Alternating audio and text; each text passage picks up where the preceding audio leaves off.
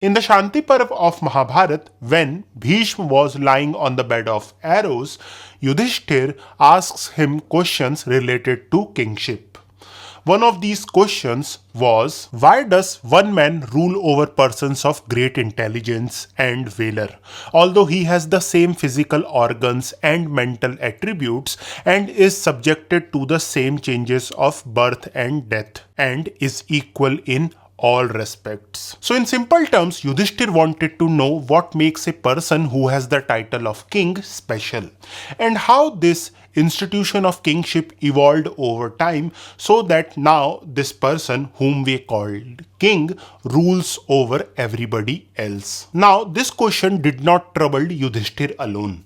We find that from the Vedic text onwards and even in later Dharmashastras, this was one of the most important questions which ancient Indian political thinkers dealt with.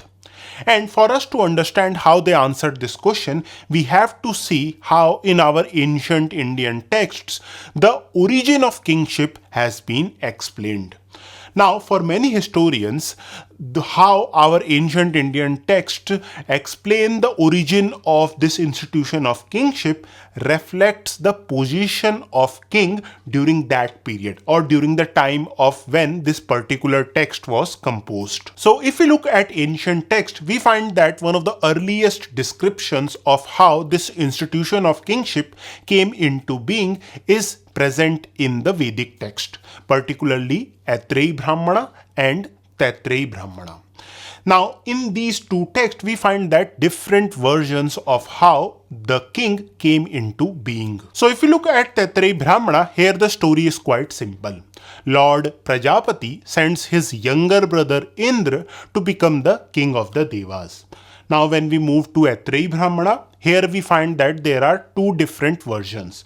The first one essentially follows the same story, but here instead of Prajapati sending Indra to become the king of the Devas, it is the Devas who chose Indra to become their king. Now, in the second version, we get a completely different account. And the narration of this account goes like this. The Devas and Asuras were fighting. The Asuras defeated the Devas. The Devas said, "It is on account of our having no king that the Asuras defeated us. Let us elect a king." All consented. Thus the Devas elected Soma as their king, and he went on to defeat the Asuras. Now, these different versions that we find in Vedic text reflect the period of transition. So if we look at the role of king in the Vedic period, we find that there is a big difference between how a king functioned or what were the duties of a king in the early Vedic period and how king practiced his duties in the later Vedic period.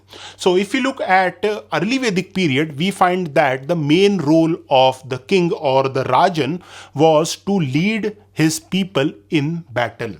He was, we can say, first among the equals. But by the time of the later Vedic period, we see that the institution of hereditary monarchy has come into being. So this period of transition is reflected in these different stories of how kingship originated. So in other words, one can argue that the story where Devas appoint Som as their king reflect the political situation of the early Vedic period, where Rajan was elected or chosen by his people, and the main role of Rajan was to lead his people in battle, as we can see in this story where Som was elected by the Devas to lead them against Asuras. But by the time of later Vedic period, we see that the institution of kingship becomes firmly established. So the story where Lord Prajapati sends his younger brother to become the king of the Devas may reflect the period of later Vedic period. With time, as the institution of monarchy strengthens, the power of king also increases. And this can be seen in post-Vedic texts. One of the texts that reflects this change is Mahabharata. Here we find that two different versions of how kingship came into being. Both these stories on the origin of kingship are told by Bhishma to Yudhishthir. If we look at the first version, this is the answer which Bhishma gave to Yudhishthir when he asked that question with which we had started our video. To recap a bit, Yudhishthir wanted to know what was special about a king, because if we look at his physical characteristics or mental characteristics, we find that there is nothing special that separates him from the rest. Bhishma responds to this question by explaining how the institution of kingship came into being. Bhishma's answer begins with the age of perfection, when there was no king, no government, and everybody lived in accordance with dharma. But with time, men stopped following dharma and the world descended into anarchy. Seeing that anarchy was prevalent in the world, the Devas got worried and they went to Lord Brahma, who composed a long text on Niti Shastra. But a text on Niti Shastra, however vast it was, could not solve the problem. So the Devas went to Lord Vishnu. Lord Vishnu, through his Tej, produced a human named Viraja. Now here I must add that this word Tej I have not translated into English because it is quite difficult to translate it. If we look at the translation of Mahabharata in English, we find that there are scholars have translated this word into different ways. So some scholars have translated it as energy and some scholars have translated it as mind. So in some versions of Mahabharata, if you read the translation in English, you will find that Viraja is born from Vishnu's energy, and in some version, Viraja is mind born. Anyway, coming back to our story, Viraja was born from the Tej of Lord Vishnu. Viraja rules for a while, and after him we have a series of his descendants who rule the earth, last of which was a king named Vena. Vain was addicted to vices and he did not perform his duty properly. So the sages decided to end his rule by killing him. After killing Vain, these sages churned the right hand of Vain. This is what happened after this churning. A man appeared who looked like another Indra. He wore armor, had a sword strapped on, and had a bow and arrows. He knew the Vedas, their branches, and was the master of Dhanurvidya, or the science of weapons.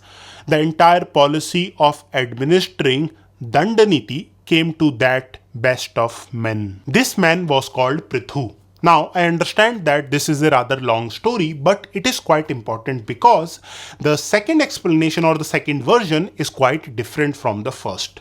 In this second explanation, the gods are there, but people too play an important role.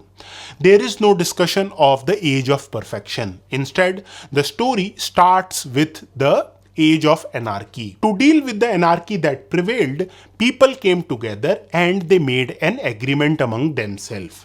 But this agreement did not succeed. So they went to Lord Brahma and asked him to appoint a king. So in the second explanation, we can see that the role of the people is important.